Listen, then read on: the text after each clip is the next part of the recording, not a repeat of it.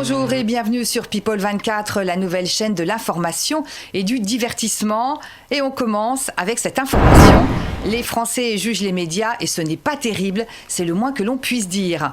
En effet, 50% des Français estiment que les médias donnent de fausses informations selon une étude Ipsos.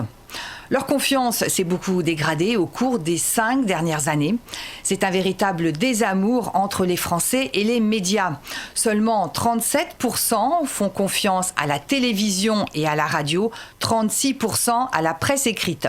Et concernant les médias sur Internet, seulement 30% des Français leur accordent leur confiance. Quant aux médias du service public, ce n'est pas mieux. 30% des Français estiment qu'ils sont dépassés, élitistes ou bureaucratiques et qu'ils ne diffusent pas des programmes de bonne qualité. Facebook se lance dans la lutte contre les fausses informations. Fake news, théories complotistes, remèdes soi-disant miracles pullulent sur les réseaux sociaux. Facebook a donc décidé de prendre le taureau par les cornes et de mener une lutte sévère contre toute la désinformation.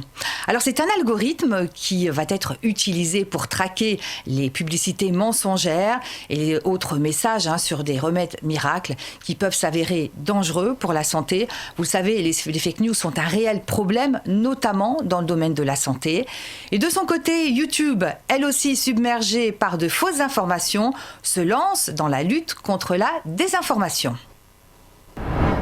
Et on poursuit justement avec YouTube qui veut faire certifier ses audiences par médiamétrie. Cette mesure de transparence devrait voir le jour à la rentrée et elle va rassurer les publicitaires. 300 chaînes sur YouTube en France ont dépassé le million d'abonnés. Elles étaient 150 il y a 2 ans. Alors YouTube compte 46 millions de visiteurs chaque mois. En termes d'audience, la plateforme est deuxième, derrière Google et devant Facebook. Il faut savoir que les Français passent en moyenne 25 minutes par jour sur YouTube. La plateforme veut désormais adopter les mesures d'audience des médias traditionnels. Alors il s'agit de répondre aux besoins des annonceurs qui veulent des chiffres concrets, des chiffres d'audience précis et par conséquent les rassurer dans leurs investissements. Énergie lance sa tournée d'été sur 14 plages de la Côte d'Azur aux plages du Nord et cela du 25 juillet au 16 août. Alors cet événement, c'est un village énergie, un espace gratuit ouvert à tout le monde de 14h30 à 18h30. Au programme des animations, des activités et des cadeaux à gagner. Plusieurs artistes participent à cette tournée d'été. Alors, vous pourrez retrouver le village énergie notamment le 25 juillet au Grau-du-Roi, le 26 juillet au Cap d'Agde, le 28 juillet à Argelès-sur-Mer, le 29 au Sainte-Marie-de-la-Mer. La tournée passera également par Le Canet en Roussillon, Narbonne, Cap-Breton, Biscarrosse, Royan, Saint-Nazaire, Ouistreham ou bien encore Trouville. Et elle se terminera le 16 août à Calais. En bref, Julien Bugier, qui remplace Anne-Sophie Lapix à la présentation du 20h et qui présente Tout compte fait le samedi à 14h, présentera un prime de son émission économique.